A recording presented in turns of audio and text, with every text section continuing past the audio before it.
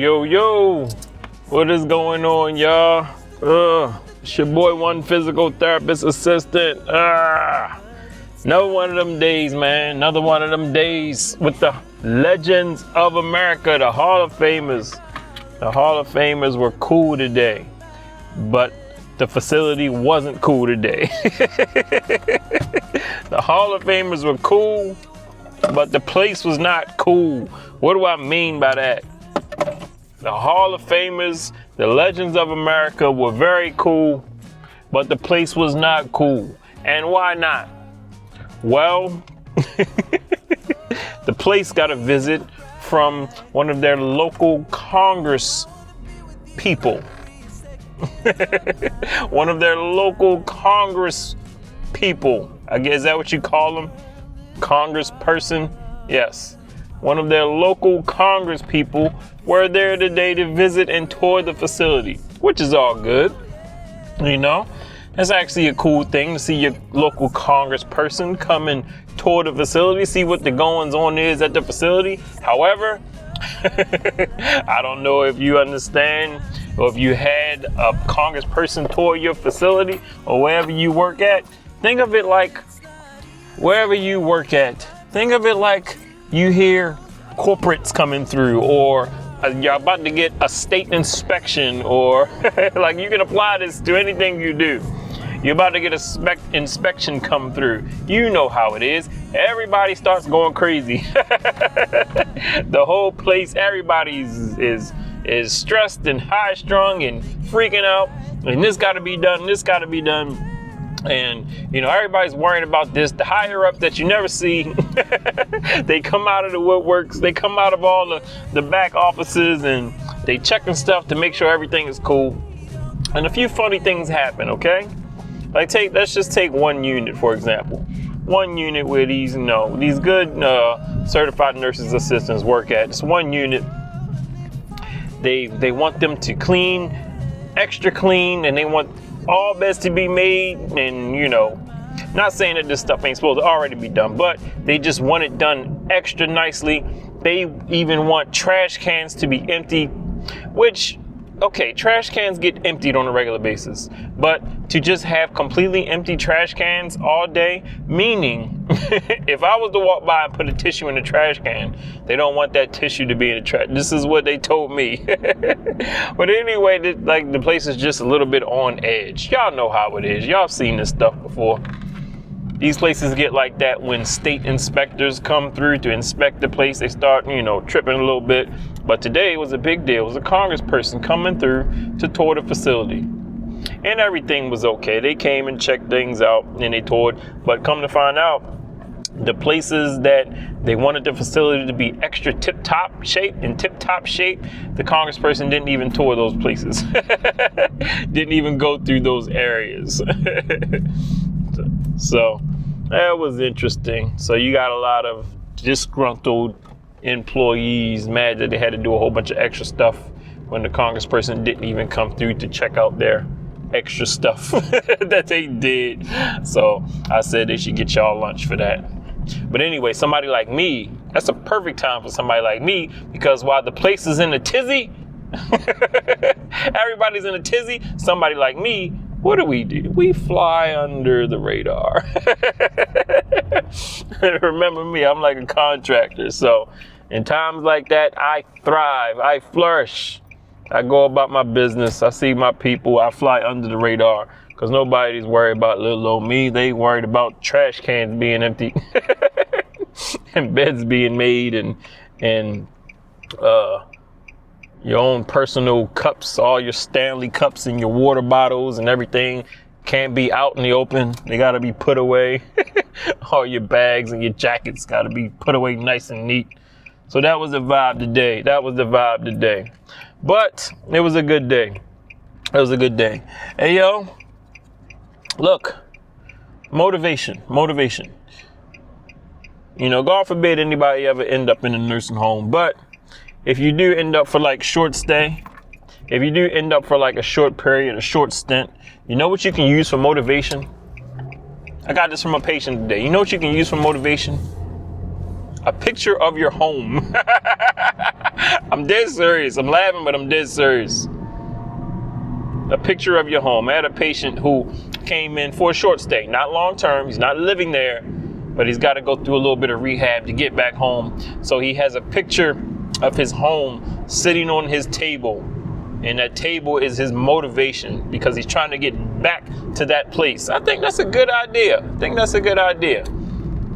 So take pictures of your house, y'all. You never know. You might need it as motivation one day. Take pictures of your home. Next time you pull up to the crib or walk to the crib or whatever you do, just stand outside and take a picture with your phone. Take a nice picture of your home because you might need it as motivation one day. So that's my man's motivation. He just stares at the picture, and I asked him about his crib. It's a nice looking place. I said, so that's the place, huh? That's where you live? He's like, yeah, I've been there 15 years, and that's my motivation. Every time I look at that, it makes me want to work harder in therapy so I can get back to that place. I said, that is a good idea, sir. I'm going to tell all my friends about it in case they ever end up in a place like this for rehab. In case I ever end up in a place like this for rehab, I'm going to remember to keep a picture of my home. Thought that was cool. But anyway, y'all, today I'm going to piggyback off my last video. My last video, I talked about my number one rule for aging. Y'all, if y'all follow the channel, by now, you should know my personal number one rule. My personal number one rule for aging is the junk, the hoarding, the clutter, the collecting. Simplify your life. Live a simple life. It's turned me into a minimalist. However, I also have to be completely honest with you, okay? I'll be completely honest with you. That is my number one rule based off the stuff I see from my patients, because I see a lot of them with all the junk at the end of their life.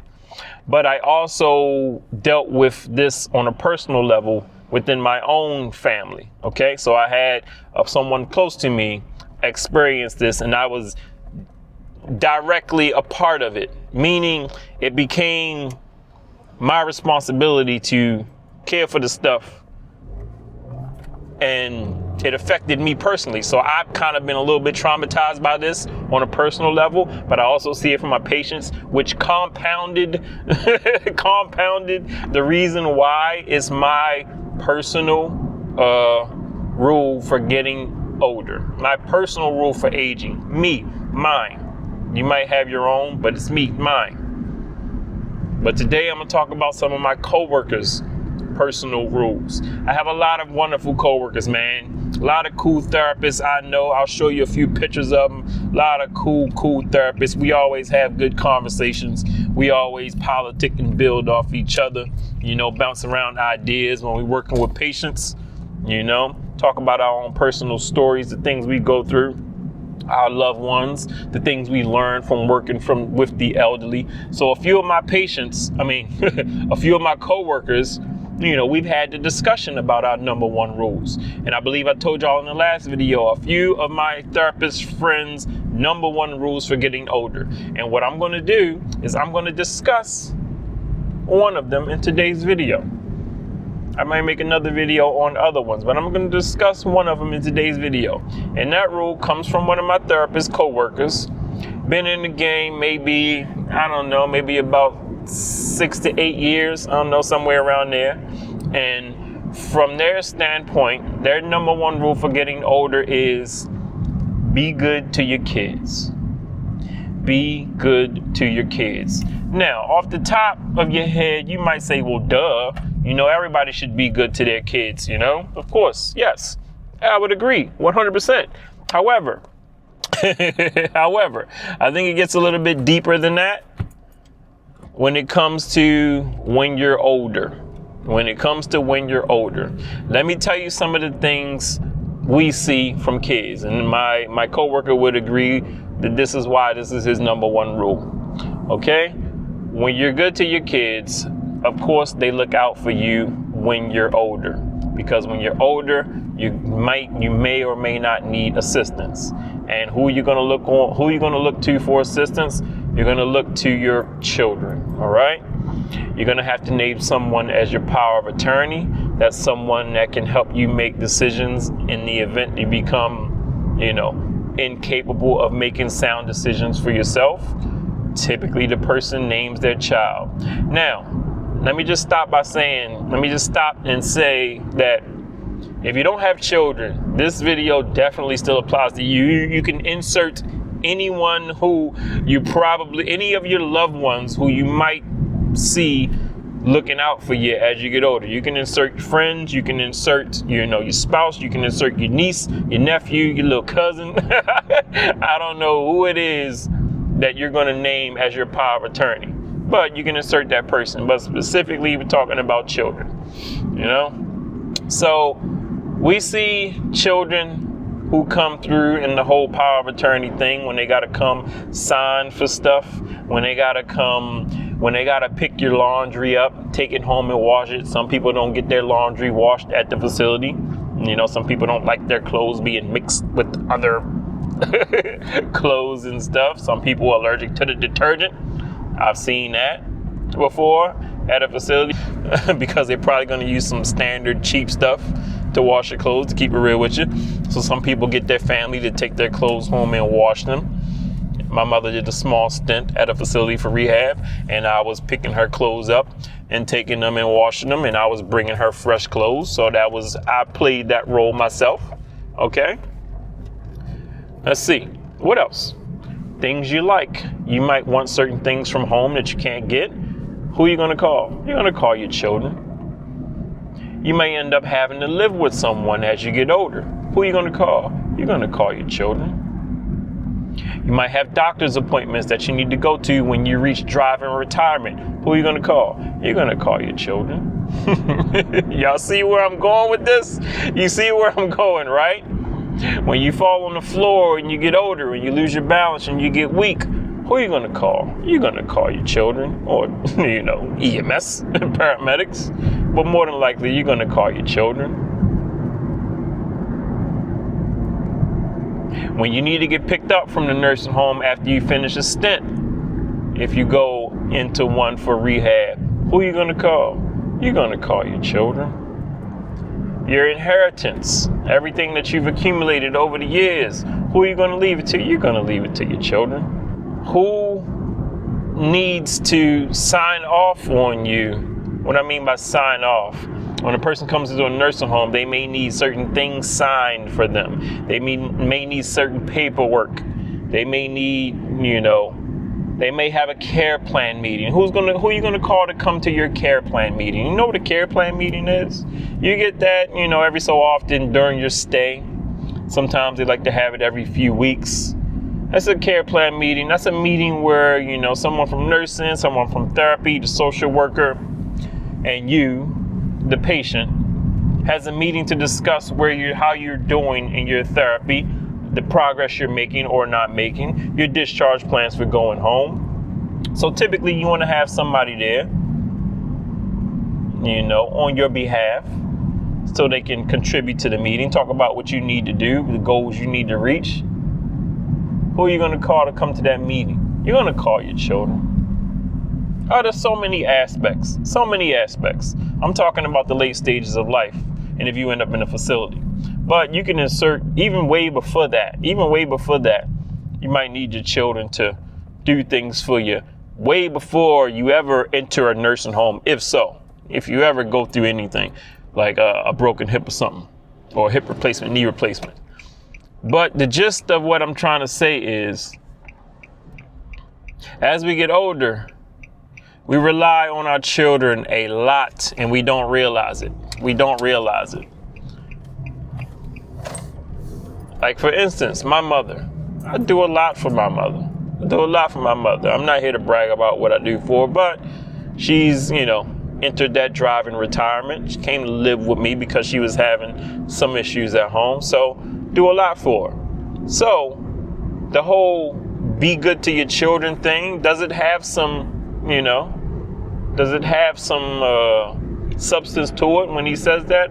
Absolutely. He has a reason, the therapist. I'm talking about my co-worker, the therapist. He has a reason that he says that. Because we also see the effects of not being good to your children.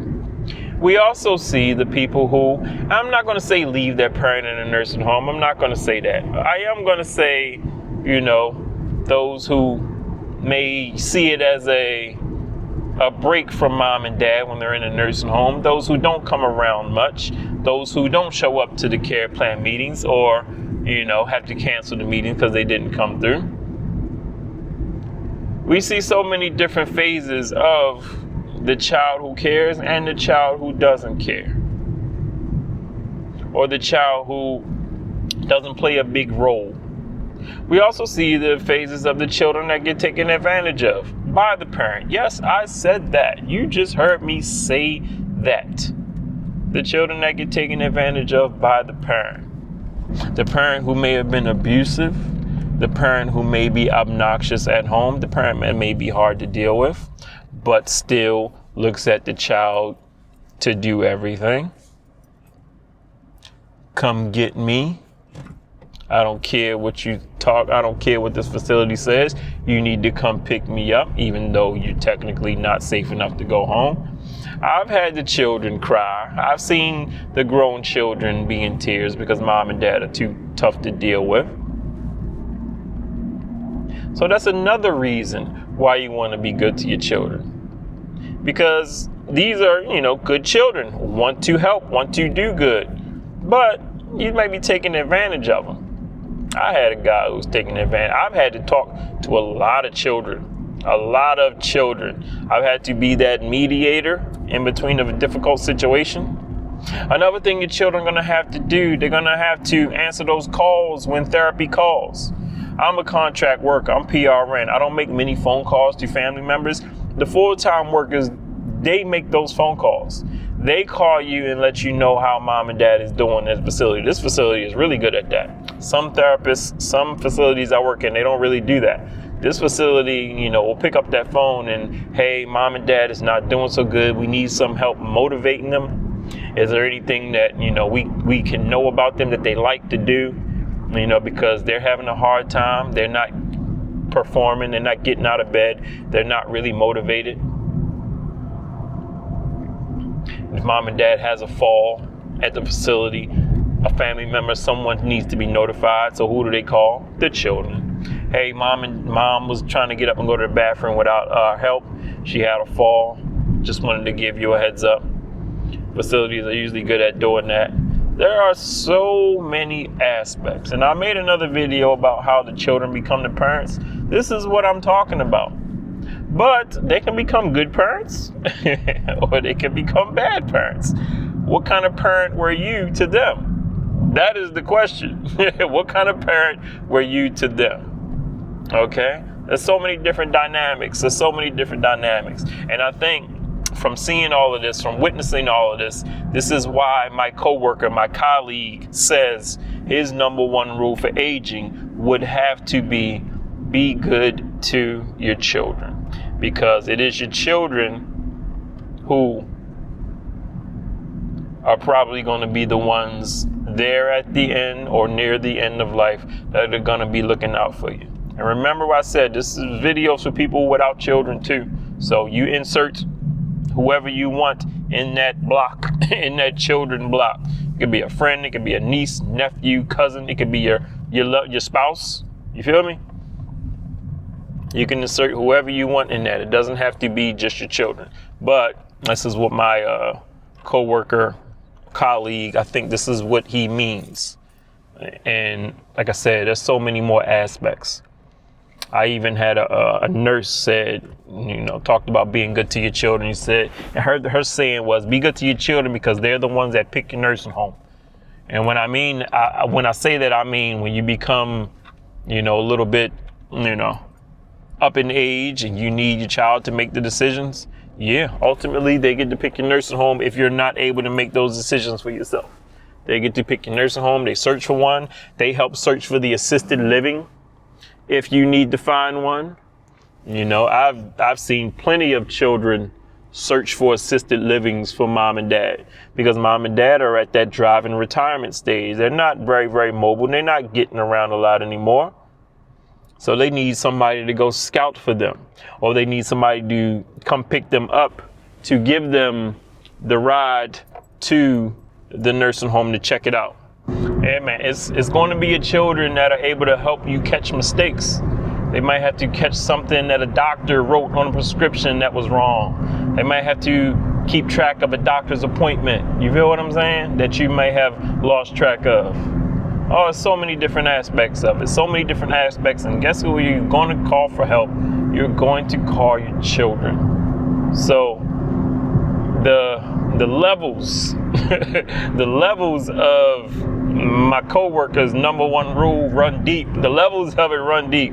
But he sums it up by basically saying, be good to your children. And I understand what he means. I understand what he means. But anyway, yes, this is what I'm talking about when my friend is talking about be good to your children. I know exactly what he means and why he chooses that as his number one rule for aging. Because there are some long-term effects that can happen, good or bad, depending on whether or not you were a good or bad parent. I've seen the children with absolutely no contact with mom and dad in a nursing home. I had one guy who had a lot of fights with his son as an adult, a lot of fights with his son. Never saw his son come check dad out. Never. So this is what I mean. This gives you something to think about. And I think many people don't realize how much can be put on a child when mom and dad gets old. I don't think we take that into account. Like I said, I'm starting to see more and more of it. And look, I'm right there, man. I see the effects. I see what he's talking about. So it's a good thing my parents were good to me because I'm doing my best to look out for them in the late stages of life. You understand what I'm saying? You know, me and my family have become the chauffeurs, the trash men. You know, we do a lot. So this is what my friend is talking about with be good to your children. I get it. I understand what he means. This is his number one rule. And remember, it's not my number one rule, but it's up there. Yes, it's in the top 5. I'll say that, but not my number one. So I just wanted to let y'all know some different aspects of what some different therapists may think about their number one rules for getting older. Oh, and I got some more. Stay tuned. I'm gonna give y'all what a young therapist just told me not too long ago. Fresh out the game, maybe a year or two in. Her number one rule for getting older, don't be miserable. That's an interesting one. Don't be miserable. So stay tuned.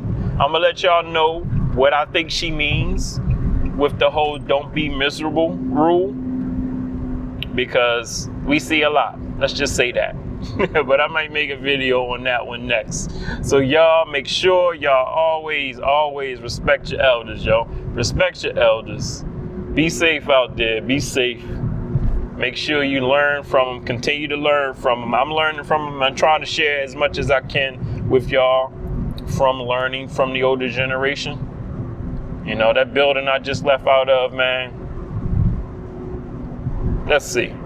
FBI agents, business owners, carpenters, plumbers, housewives, cashiers, UPS drivers, nurses, welders, doctors, psychiatrists, chiropractors. Let's see, what else do I know? Sailors, mayors, daycare owners.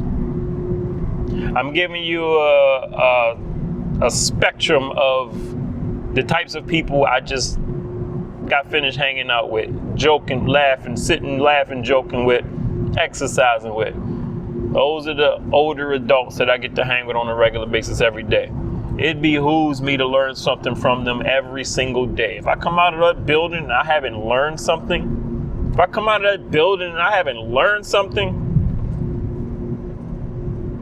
I wasted a day. You feel what I'm saying? So, until the next time, y'all, make sure y'all always look out for each other, man. Help each other out. And I will holler at y'all in the next video.